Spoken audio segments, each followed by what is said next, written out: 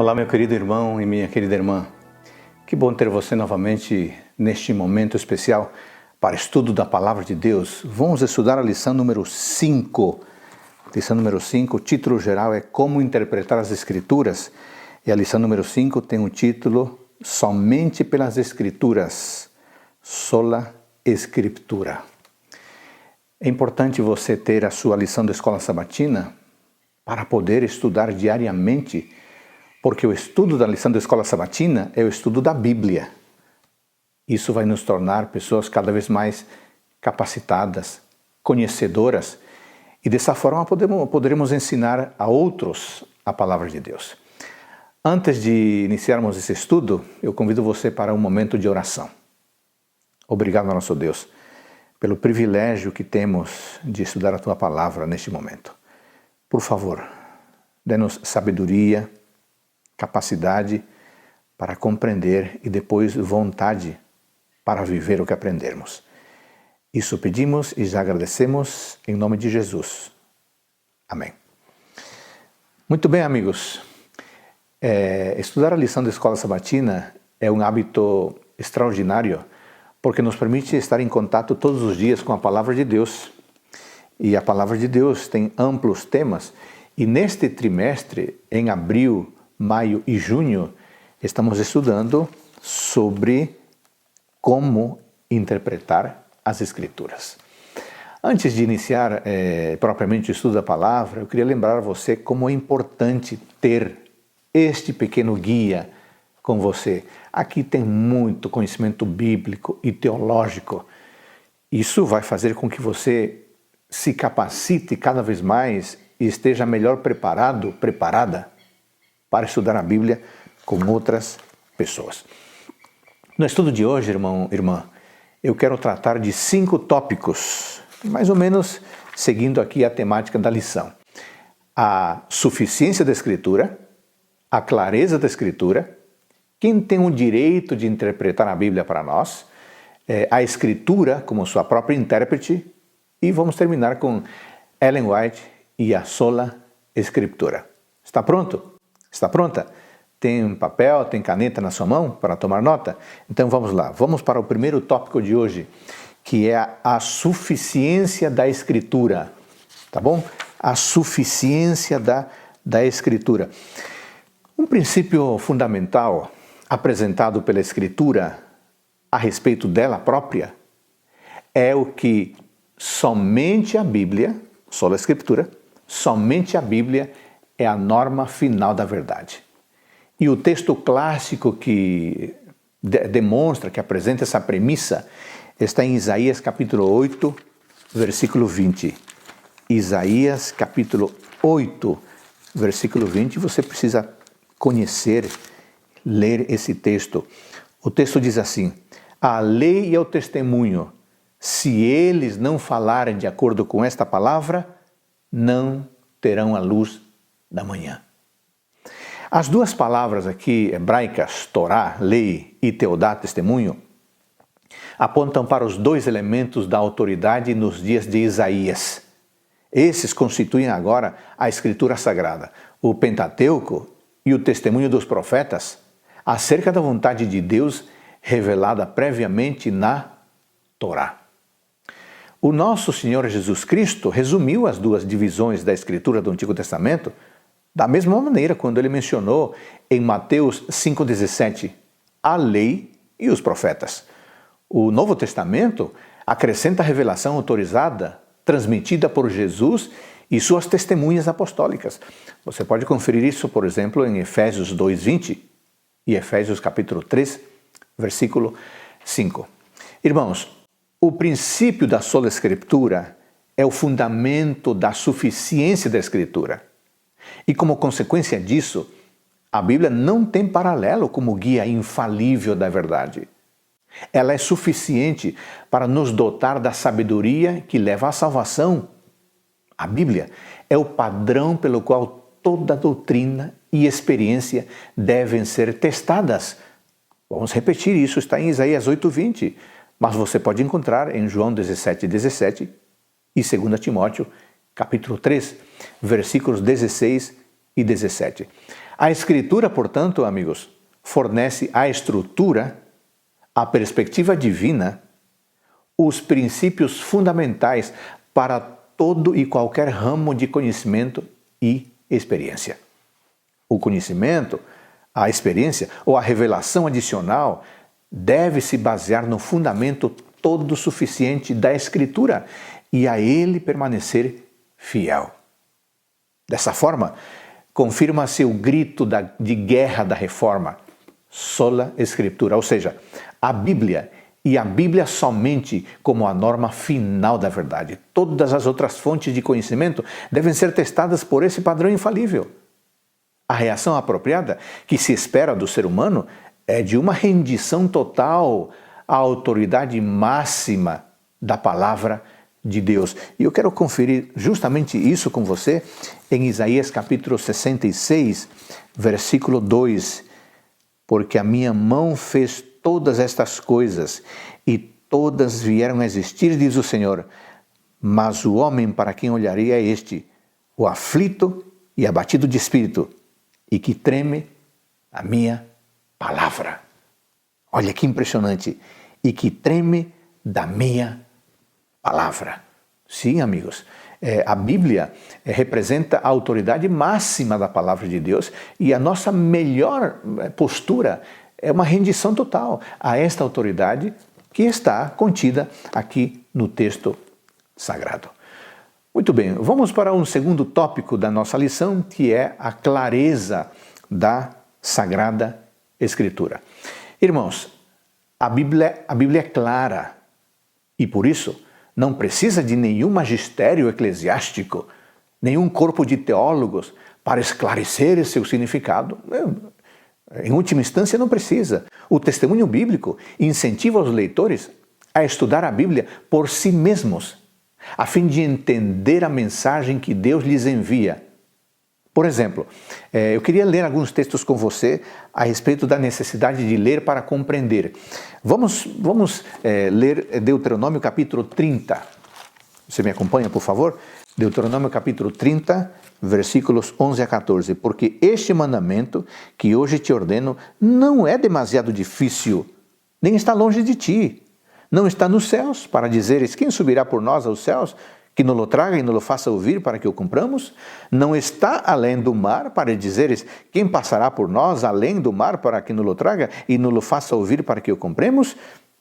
Pois esta palavra está muito perto de ti, na tua boca e no teu coração, para o cumprires. Percebe? A palavra de Deus está diante de nós. Com um pouco de compromisso, de disciplina e de disposição, nós, por nós mesmos, podemos entender a mensagem que Deus nos envia mediante os profetas.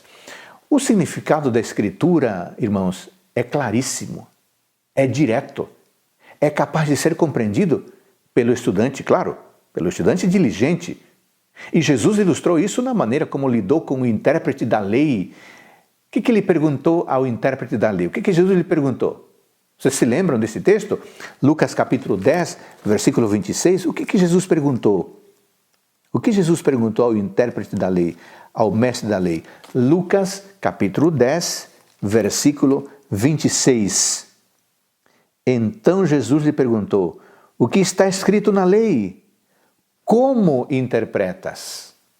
O que está escrito na lei?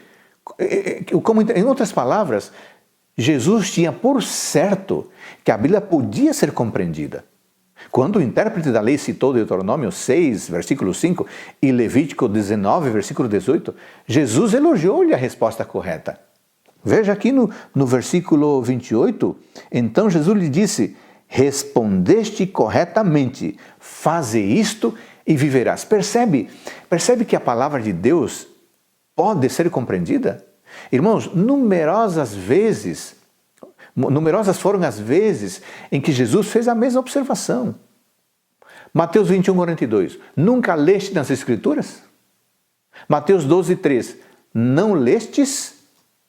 Há um outro texto em Mateus 24, 15. Quem lê, entenda. Quem lê, entenda. O que Jesus está sugerindo é que é possível ler e entender. Dentro do tópico da clareza da Escritura, é importante ressaltar que o exemplo uniforme dos escritores da Bíblia mostra que as Escrituras devem ser tomadas em seu sentido literal, a menos que se trate, de maneira clara, de uma linguagem figurada. Observe especialmente a própria distinção feita por Jesus e reconhecida pelos discípulos da diferença entre a linguagem literal e a linguagem figurada. Quer conferir isso? João capítulo 16, versículos 25 e 29. João 16, 25 e 29. Estas coisas vos tenho dito por meio de figuras. Vem a hora em que não vos falarei por meio de comparações, mas vos falarei claramente a respeito do Pai. Percebe? Jesus fez essa distinção. Um momento ele fala em linguagem figurada, há outro momento que ele fala em linguagem literal, e os discípulos sabiam perfeitamente disso. Veja o verso 26 do mesmo capítulo 16, verso 29. Disseram os seus discípulos: agora é que falas claramente e não empregas nenhuma figura. Irmão, quando você se aproximar do texto, observe se a linguagem é literal ou se a linguagem é simbólica, é figurada. Não é preciso retirar a casca do sentido literal, a fim de alcançar o miolo de um significado místico, secreto, alegórico, que somente os iniciados podem descobrir. Não, não é necessário. O significado, a compreensão dele, está disponível ao leitor diligente, ao leitor disciplinado. A Escritura, irmãos, afirma também existir, da parte de escritores bíblicos, uma bem definida verdade e intenção, e não uma multiplicidade de significados subjetivos e livres. Não.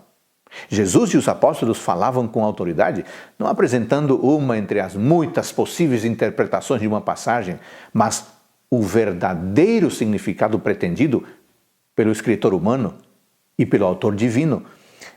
Eu quero citar um exemplo, por isso aqui é importante. Atos capítulo 3, versículos 17 e 18. Escute, acompanhe na sua Bíblia. Atos 3, 17 e 18. E agora, irmãos, eu sei que o fizestes por ignorância, como também as vossas autoridades, mas Deus assim cumpriu o que dantes anunciara por boca de todos os profetas, que o seu Cristo havia de padecer. Observe como o apóstolo está conduzindo a compreensão à verdadeira compreensão. E nos versos 22 em diante, disse na verdade Moisés: o Senhor vos suscitará dentre os vossos irmãos um profeta semelhante a mim, e a ele ouvireis em tudo quanto vos disser. Acontecerá que toda pessoa, toda alma que ouvir esse profeta, será exterminada no meio, que não ouvir esse profeta, será exterminada no meio do povo. E todos os profetas, a começar com Samuel, assim como todos quantos depois falaram, mas também anunciaram estes dias. Percebe que o próprio modo como o escritor conduz o diálogo está induzindo a que haja a compreensão do verdadeiro significado. Nós não podemos nos aproximar da Bíblia achando que nós vamos dar o significado. Não, nós vamos encontrar o significado, é diferente. Mas nós não vamos atribuir significado. O significado já está no texto, de maneira clara. Por outro lado, irmãos, isso não quer dizer que a interpretação do Novo Testamento tenha esgotado todo o significado de uma passagem do Antigo Testamento. Resta ainda a oportunidade para a exegese cuidadosa, e essa é uma tarefa nossa, analisar o texto. Há também os exemplos nos quais o escritor bíblico empregou intencionalmente terminologia ou fraseologia com uma amplitude semântica que abrange as várias e diferentes nuances indicadas pelo contexto imediato da passagem. Um exemplo disso, João capítulo 3, versículo 3. Observe com atenção esse verso, João 3, 3. A isto respondeu Jesus: em verdade te digo, que se alguém não nascer de novo, não pode ver o reino de Deus. Observe aqui Nicodemos respondendo, perguntou-lhe Nicodemos, como pode um homem nascer sendo velho? Pode porventura voltar ao ventre materno e nascer segunda vez? Jesus diz, se alguém não nascer de novo, não pode ver o reino de Deus. Jesus Cristo se apresenta como o intérprete, como aquele que atribui sentido. Então, há uma verdade e intenção que está no texto. Eu não devo me aproximar com a minha verdade e intenção. O texto já tem a sua verdade e intenção específica. Esse assunto também, irmãos, é ilustrado de maneira vívida na profecia apocalíptica. O anjo intérprete apresenta sistematicamente uma interpretação definida para cada símbolo. Para cada símbolo que se apresenta, o anjo diz, significa isto, ou o profeta diz, significa isto. Confira depois aí em casa, Daniel, por exemplo, capítulo 7, versículos 16 a 27, e o que está explicado no capítulo 8, versos 15 a 26. Uma outra ilustração envolve as parábolas de Jesus, nas quais ele próprio interpreta o significado de cada elemento. Isso é muito interessante de notar. Mateus, capítulo 13. Vamos ler esse exemplo que é bastante esclarecedor. Estamos trabalhando a seguinte ideia. O texto tem uma verdade e intenção. Eu não devo ir ao texto com a minha verdade ou intenção. Não, eu tenho que descobrir a verdade e intenção do texto. Eu citei aqui o exemplo de Mateus capítulo 13, versículos 18 em diante. Olha aqui, ó. Atendei, pois, à parábola do semeador. A todos os que ouvem a palavra do reino e não a compreendem, vem o maligno e arrebata o que lhes foi semeado no coração. Este é o que foi semeado à beira do caminho. O que foi semeado em solo rochoso é o que ouve a palavra e logo a recebe com alegria. Olha, que interessante. A parábola foi dada em Mateus capítulo 13, versículos 1 a 8. Aqui em Mateus capítulo 13, versículos 18 a 23, já é dada uma interpretação. Nos versículos 36 a 43, há uma outra explicação da parábola do joio, por exemplo. Aqui nós lemos a parábola do semeador, parábola do joio. Então, despedindo as multidões, foi Jesus para casa, e chegando-se a ele e os seus discípulos disseram, explica-nos a parábola do joio. E ele respondeu, o que semeia a boa semente é o filho do homem, o campo e o mundo, etc. Irmão querido, quando formos ao texto bíblico, temos que ir com o coração aberto e com a mente disposta a encontrar o significado, não a atribuir significado. Temos que ir dispostos a encontrar a verdade ou sentido do que está escrito e não atribuir verdade ou sentido ao que está escrito. Ficou claro isso? Por outro lado, irmãos, isso não nega o fato de que algumas partes da Escritura apontam para além delas mesmas. Por exemplo, tipologia, símbolos, parábolas. Então, a tipologia usa um elemento, mas a compreensão vai além daquele elemento. Por exemplo, do sábado é dito que é sinal. Então, o sábado é um dia de adoração, mas ele é um sinal. Em outras palavras, é bem mais do que apenas um dia de adoração. E por que se faz isso? É para conduzir o leitor em direção a um significado mais amplo ou a um cumprimento futuro, muitas vezes.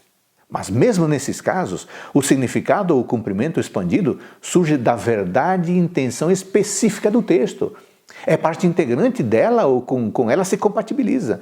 Não está fora do texto.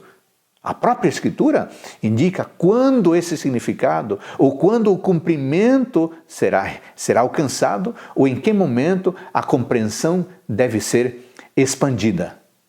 Guarde isso no coração. Vá ao texto bíblico, não para encontrar a verdade e o sentido, mas sim, não para atribuir verdade e sentido, não para achar que a verdade e sentido é este ou aquele, não. Vá ao texto bíblico para, pela graça de Deus, descobrir o verdadeiro sentido, a verdade que aquele texto está comunicando. Vamos entrar agora para a sessão número 3 do nosso estudo. Quem tem o direito de interpretar a Bíblia para nós? Quem tem o direito de interpretar a Bíblia para nós? Esta pergunta tem sido respondida de diferentes maneiras na história do cristianismo. A resposta mais comum argumenta que a interpretação da Bíblia é determinada pelos líderes religiosos da igreja, sob influência de suas tradições religiosas, de suas teologias. Contra essa posição, os reformadores identificaram corretamente o Espírito Santo como o único intérprete confiável das Escrituras. O papel particular do Espírito Santo é definido por sua conexão direta com Jesus Cristo. Vamos então aqui analisar alguns aspectos dessa pergunta. Quem é que tem o direito de interpretar a Sagrada Escritura? Primeiro ponto nesse assunto é Jesus e o Espírito Santo como intérpretes da Bíblia. Irmãos, Jesus foi o verdadeiro intérprete das Escrituras. Ele não apenas forneceu uma interpretação confiável, mas ele também rejeitou interpretações humanas baseadas nas tradições judaicas, tradições da sua época. Ele acusou os líderes judeus de não conhecerem nem as Escrituras e nem o poder de Deus. Mateus 22, 29. Jesus tornou claro que somente através dele eles poderiam entender verdadeiramente as Escrituras. João 5,39. Os dois discípulos, indo para Emaús, encontraram em Cristo a verdadeira interpretação depois que ele abriu para eles a Escritura. Vocês lembram desse texto? Esse é um texto extraordinário. E eu quero lê-lo com você em Lucas capítulo 24, versículo 27. Lucas capítulo 24, versículo 27, eu vou lê-lo na nova versão internacional. Diz assim, e começando por Moisés e todos os profetas, explicou-lhes, ou seja, interpretou, o que constava a respeito dele em todas as Escrituras. Jesus Cristo, neste caso, se apresenta não apenas como o significado do texto, mas como o hermeneuta, o intérprete do texto que ele mesmo e o Espírito Santo haviam revelado ao escritor que registrou as palavras na Sagrada Escritura. Pouco antes de ir para a cruz, Jesus prometeu enviar o Espírito Santo para seus discípulos. O ministério de ensino do Espírito Santo é uma continuação do ministério de ensino de quem? De Jesus. Através do Espírito Santo, ouvimos de novo a voz do nosso Senhor Jesus Cristo, explicando a Bíblia para nós. Dentro desse tópico ainda, esse tópico 3, eu quero tratar de duas maneiras de ler as Escrituras. Duas maneiras. Uma maneira é orientada pelo espírito do mundo e a outra pelo Espírito de Deus. O espírito do mundo interpreta a mensagem bíblica através da sabedoria humana, diz 1 Coríntios 2, 12 e 13. Ela aplica o critério da sabedoria humana à mensagem divina e a define como loucura, levando as pessoas a concluírem que a Bíblia é igual a qualquer outro livro, o que é uma grande mentira. Somente através do Espírito de Deus pode a mente ser iluminada, aclarada e preparada para encontrar nas Escrituras a revelação da vontade de Deus. Somente através do esclarecimento do Espírito Santo. Um terceiro aspecto que eu quero tratar aqui dentro do tópico geral número 3 é algumas regras gerais apropriadas de interpretação. Deixa eu perguntar para você, como o Espírito Santo interpreta as Escrituras para nós? Bom, vamos lá. Vamos tentar responder essa pergunta. Primeira regra, a interpretação das Escrituras é uma experiência religiosa, não simplesmente uma experiência intelectual. Toda vez que você vai ao texto, não pense que está apenas alimentando o seu intelecto, você está alimentando o Espírito. Você está alimentando a sua integralidade humana. Então, mas não é um exercício puramente cognitivo, é um exercício espiritual. Quando confrontados com as Escrituras, devemos estar dispostos a abandonar as nossas ideias preconcebidas e a nos submeter à mensagem das Escrituras. Porque se a pessoa vai com a sua convicção intelectual intacta, não vai conseguir abrir mão se a Bíblia lhe revelar alguma verdade que esteja em contradição com aquilo que a pessoa entende.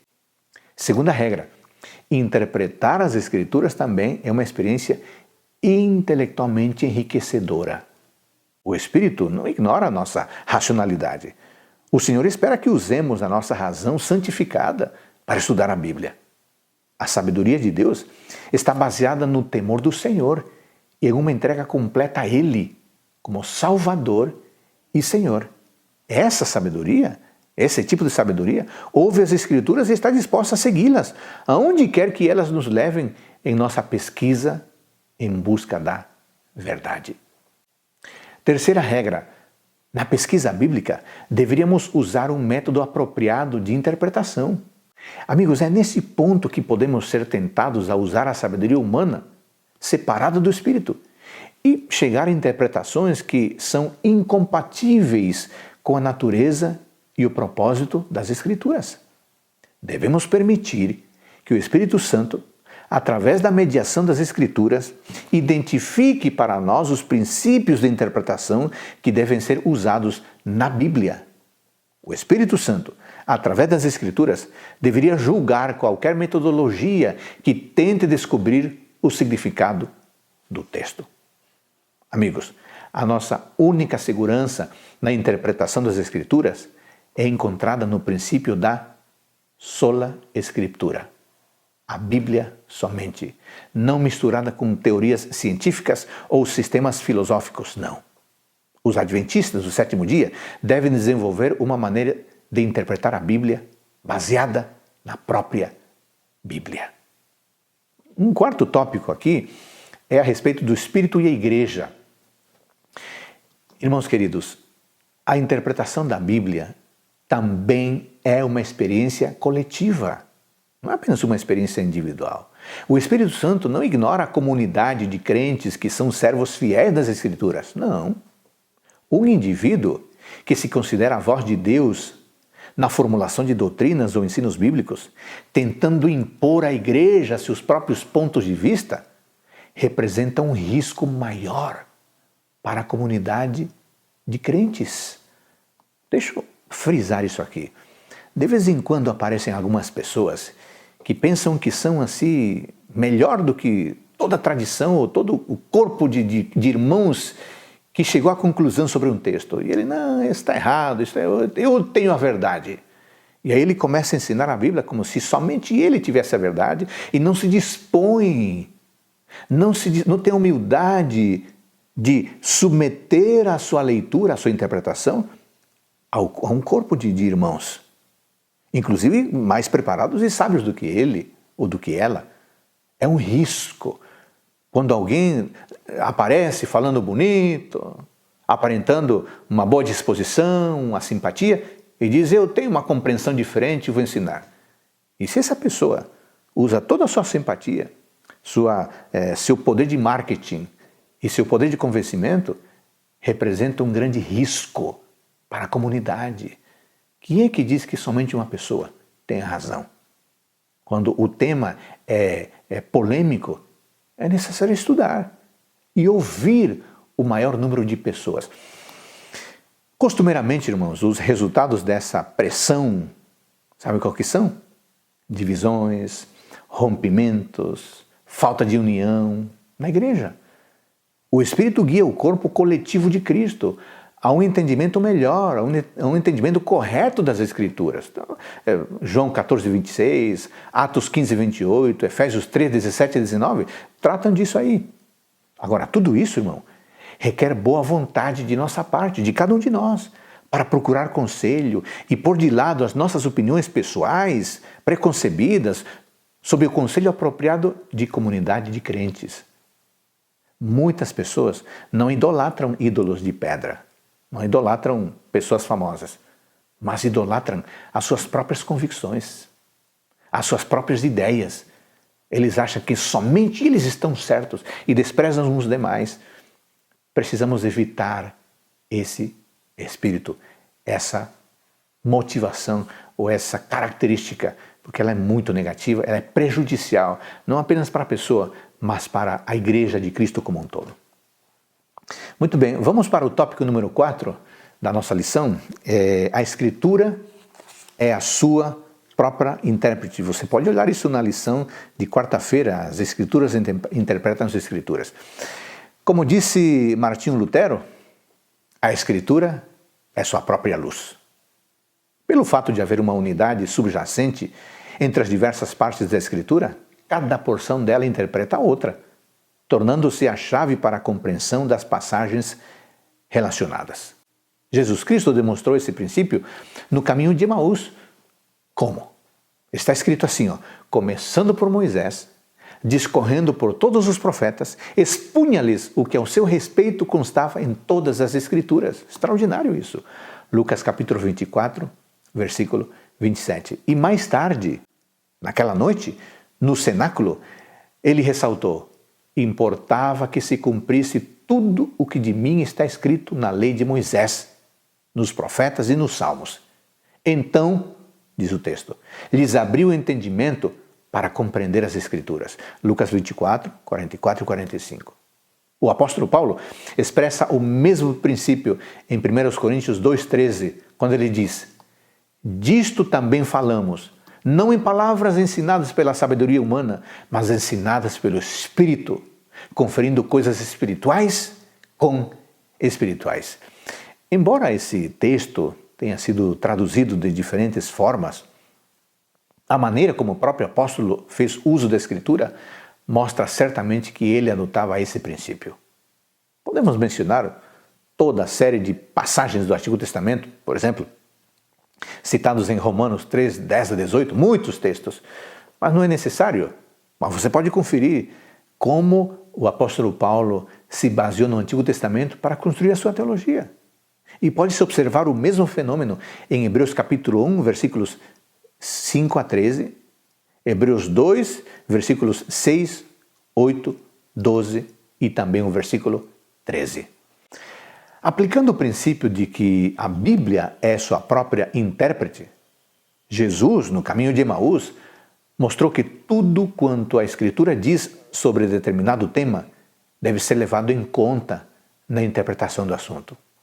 Isso não quer dizer que se deva usar um amontoado de passagens como textos de prova, sem levar em conta o contexto de cada texto, não. Porém, visto que as Escrituras possuem, em última análise, um só autor divino, é vital reunir tudo quanto foi escrito sobre determinado tema para se obter todos os aspectos daquele tema e então definir o rumo da investigação, o rumo da compreensão. Agora vamos entrando no quinto item e último do nosso estudo, irmãos, Ellen White e a sola Escritura. Estou falando agora da lição de quinta-feira, Ellen White e a sola Escrituras. E a sola Escritura. Irmãos queridos, um dos princípios fundamentais da Igreja Adventista do Sétimo Dia é que os dons do Espírito mencionados pelo apóstolo Paulo, por exemplo, em Romanos 12, 4 a 8, Efésios 4, 11 a 13 e 1 Coríntios 12, 27 a 31. Esse princípio, essas ideias se estendem para além do primeiro século depois de Cristo e podem ser esperados na era moderna. Entre esses dons, irmãos, está o dom da profecia. E os adventistas creem que esse dom se manifestou na vida e no ministério de Ellen White, que nasceu no ano de 1827 e morreu no ano de 1915, deixando-nos um imenso legado escriturístico. Essa crença no espírito de profecia, que se fundamenta na Bíblia, infelizmente tem sido mal interpretada por alguns protestantes que chegam à conclusão de que uma manifestação moderna do dom de profecia pode sufocar um dos princípios fundamentais da reforma. Justamente o que estamos falando, o princípio da sola Escritura. Desde que os adventistas acreditam na legitimidade de uma manifestação do dom de profecia no final dos tempos, alguns concluíram que os os escritos de Ellen White são uma escritura adicional. Mas não é assim. Essa conclusão está errada. Pensar que os escritos de Ellen White são uma escritura adicional à Bíblia está totalmente equivocado, está errôneo, e nós adventistas não pensamos assim. Ellen White escreveu de forma extensa sobre a relação de seus escritos com a Bíblia, sobre o papel da Bíblia com a fé e a vida prática. Ellen White foi veementemente de acordo com o princípio da sola Escritura. Ela insistiu muitas vezes nessa ideia de que o que ela escreveu está totalmente de acordo. Ela disse isso com veemência, que os seus escritos estão submissos e de acordo ao princípio da sola Escritura. Por exemplo, ela escreveu o seguinte: a Bíblia, e somente a Bíblia, é nossa única regra de fé. Conselho sobre a Escola Sabatina, página 93. Ela também disse que as palavras da Bíblia e a Bíblia somente deviam ser ouvidas no púlpito. A conclusão de seu primeiro livro, publicado em 1851, marcou o padrão da postura de Ellen White acerca da relação entre os seus escritos e a Bíblia. Ela escreveu assim, recomendo-vos, caro leitor, a palavra de Deus como regra de vossa fé e prática. Por essa palavra seremos julgados. Nela Deus prometeu dar visões nos últimos dias, não para uma nova regra de fé, mas para conforto do seu povo e para corrigir os que se desviam da verdade bíblica. Que extraordinário! Primeiros Escritos, página 78. Essa declaração, feita em seu primeiro livro, ressoou durante toda a sua vida e em toda a sua produção literária. No meio de seu ministério, em 1885, ela escreveu ao público na revista da igreja o seguinte: a Bíblia, e somente a Bíblia, deve ser nossa crença, o único vínculo de união. Todos os que se inclinarem perante essa santa palavra estarão em harmonia. Você quer alguma coisa mais clara do que essa? Ela está dizendo que o único padrão nosso é a palavra de Deus, a Bíblia. Em sua última aparição na Associação Geral de 1909, ela concluiu seu sermão levantando uma Bíblia diante de todos os presentes. E sabe o que ela disse? Ela disse assim: irmãos e irmãs, eu lhes recomendo este livro. Eu lhes recomendo este livro. Isso significa, irmãos queridos, que a Bíblia desempenhou um papel central na experiência e no ministério pessoal de Ellen White. Ela não apenas usou as Escrituras, seus escritos estão repletos delas. Repletos delas. A maioria dos livros mais importantes de Ellen White são comentários sobre a Bíblia. Sua série de 5 volumes, chamada O Grande Conflito, é, em grande parte, um comentário cronológico sobre a Bíblia. Outros livros, como Parábolas de Jesus e O Maior Discurso de Cristo, são comentários sobre as parábolas e os sermões de Jesus nos Evangelhos. Seus outros livros principais, como Educação, A Ciência do Bom Viver e Caminho a Cristo, embora tenham sido escritos por tópicos, estão firmemente arraigados nas Escrituras e nos princípios bíblicos.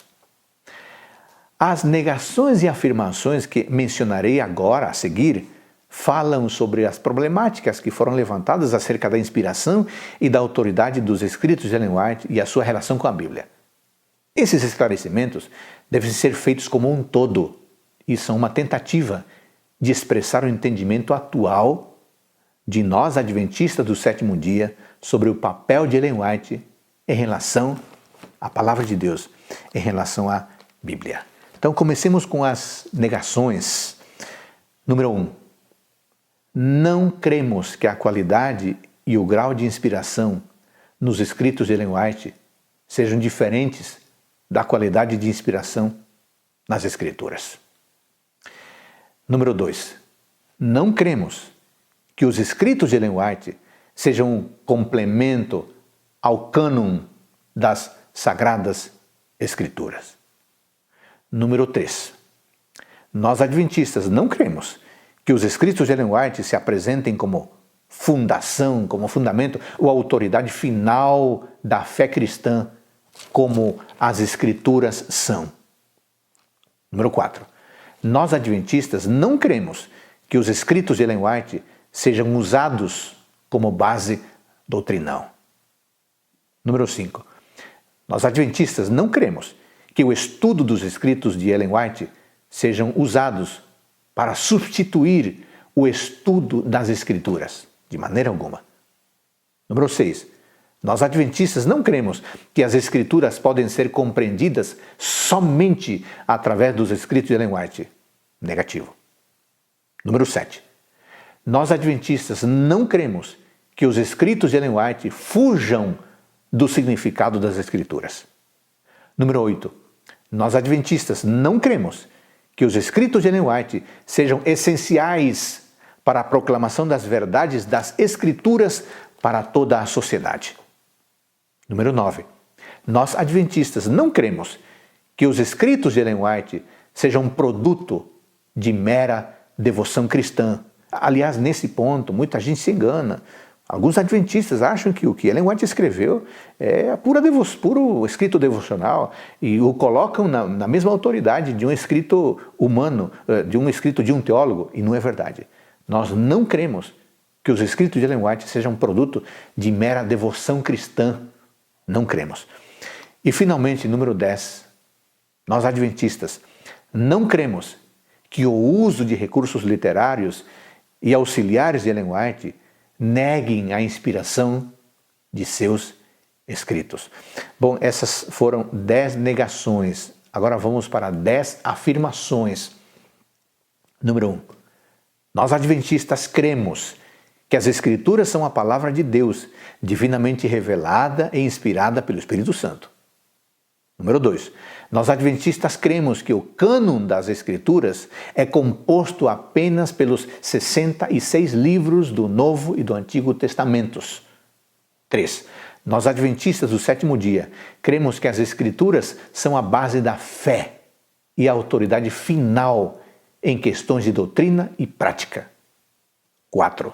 Nós adventistas do sétimo dia cremos que as Escrituras são a palavra de Deus na linguagem de seres humanos. 5. Nós adventistas do sétimo dia cremos que as Escrituras ensinam que o dom de profecia será manifestado na igreja cristã depois dos tempos do Novo Testamento. Número 6. Nós adventistas do sétimo dia cremos que o ministério e os escritos de Ellen White foram uma manifestação do dom de profecia. Número 7.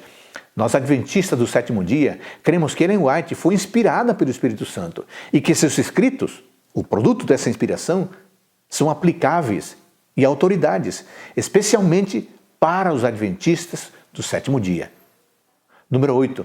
Nós adventistas do sétimo dia cremos que os propósitos dos escritos de Ellen White incluem a orientação e o entendimento dos ensinamentos das Escrituras e a aplicação desses ensinamentos com urgência profética para a moral e a vida espiritual. Número 9. Nós adventistas do sétimo dia cremos que a aceitação do dom profético de Ellen White é importante para a alimentação, educação, para a união dos adventistas do sétimo dia. Finalmente, número 10, nós adventistas do sétimo dia cremos que o uso de fontes literárias e auxiliares de Ellen White encontra seu paralelismo com alguns escritos da própria Bíblia. Portanto, podemos concluir que o entendimento correto da inspiração e da autoridade dos escritos de Ellen White evitaria os dois extremos. Por um lado, ver esses escritos em um nível canônico idêntico ao das Escrituras e, por outro lado, considerá-los como literatura cristã comum, dois extremos equivocados. Irmão querido, obrigado por me acompanhar nesse momento de estudo da lição da Escola Sabatina, da Bíblia, né? Que o Senhor Todo-Poderoso nos abençoe no estudo diário da Bíblia, do tema da Escola Sabatina. Esse trimestre é como interpretar as Escrituras, e que nós possamos não apenas aprender, mas sobretudo seguir os preceitos da Palavra de Deus. Amém.